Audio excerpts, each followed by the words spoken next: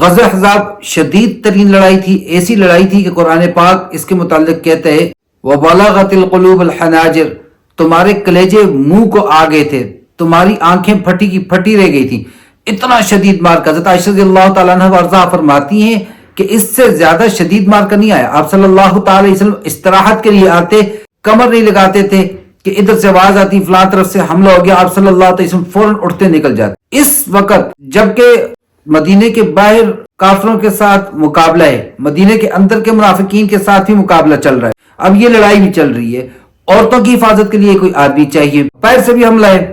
اندر بنو قریظہ والے بھی انتظار میں موقع کی تلاش میں بیٹھے ہیں۔ ایسے میں خواتین کو ایک بڑی حویلی میں محفوظ مقام پر پہنچا کر حضرت حسان بن ثابت رضی اللہ تعالیٰ عنہ کو وہاں پہرے کے لیے کھڑا کر دیا۔ حضرت صفیہ رضی اللہ تعالیٰ عنہ وارضاہ نے دیکھا کہ ایک یہودی وہ اس کے ارد گرد حویلی کے ارد گرد منڈلا رہا ہے، تو انہوں نے حضرت حسان بن ثابت رضی اللہ تعالیٰ عنہ کو فرمایا کہ جاؤ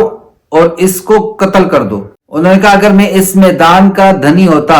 اگر میری یہ فیلڈ ہوتی، میں اس کا اگر شاہ سوار ہوتا تو میں یہاں حفاظت کے لیے معمول کیا جاتا، میں ادھر میدان کارزار میں موجود نہ ہوتا۔ تھی وہ بھی عبد المطلب کی بیٹی، وہاں سے ایک لکڑی اٹھائی اور اس زور سے اس یہودی کے سر میں ماری کہ اس کا سر ہی نہیں، اس کے اندر موجود سازشیں بھی پاش پاش کر کے رکھتی۔ اب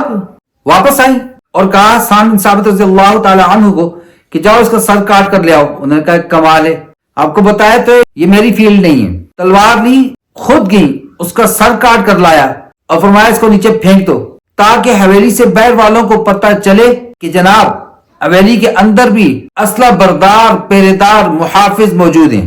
دوسری طرف یہ حسان بن ثابت رضی اللہ تعالیٰ عنہ اس کمال کے شاعر ہیں کہ مسجد نبی میں آپ صلی اللہ تعالی وسلم ممبر رکھواتے، بٹھاتے اور کہتے کہو ان قریش والوں کے لیے ہجوی اشعار کہو، اور ساتھ ساتھ دعا فرماتے اللہم ایدہ بروح القدس، اور آپ صلی اللہ تعالی وسلم کی اس دعا کا اثر کہ حضرت حسان بن ثابت رضی اللہ تعالیٰ عنہ اشعار ارشاد فرماتے، اور آپ صلی اللہ تعالی وسلم ارشاد فرمایا کرتے کہ حسان کے اشعار